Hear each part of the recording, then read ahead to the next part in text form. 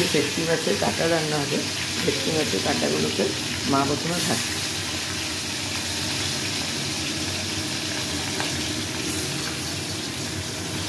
আর এদিকে আলু ভাজা হচ্ছে, আলুটা ভাজা হচ্ছে। আর এইখানে আদা রসুন পেঁয়াজ, না পেঁয়াজ, হ্যাঁ পেঁয়াজ দিয়ে অল্প করে ভাজি, কাঁচা লঙ্কা, ধনে, গোটা জিরে, একটু মরিচ দিয়ে মশলাটা বেটে নিচ্ছি। দিলাম তেজপাতা আর জিরে দিয়ে পেঁয়াজগুলো, পেঁয়াজ দেবো, পেঁয়াজ মানে পেঁয়াজটা দেখে নিই।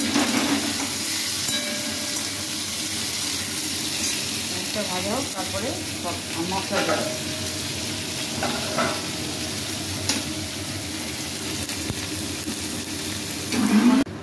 হ্যাঁ, পেঁয়াজটা ভাজা হয়ে গেছে, এবার মশলাগুলো যেটা করেছিলাম ওইটা দেবো।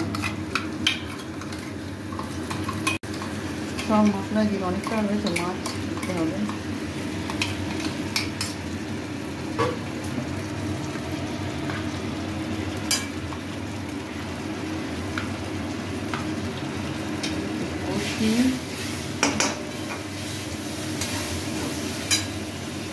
হলুদ দেবো,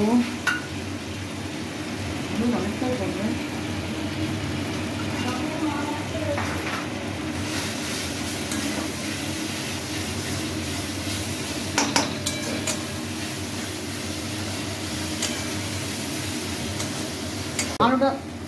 আলুটা দিই, রচনা আসছে আমাদের এখানে, ওই জন্য তাড়াতাড়ি আলুটা দিয়ে দিলাম, না তো রচনাকে আবার দেখা যাবে না। আলুটা দিয়ে ভালো করে কষে জল দিতে হবে। নুন দেবো, নুনটা দেবো, একটু করে দিয়ে রাখি নুন।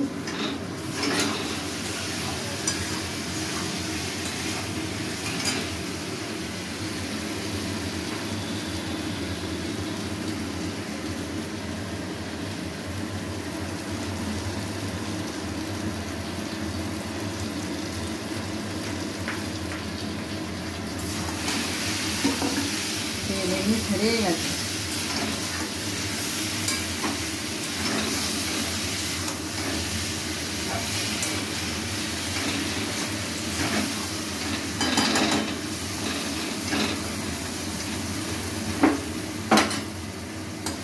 জল দিয়ে ঢাকা দিয়ে চলে যাবো রচনাকে দেখতে।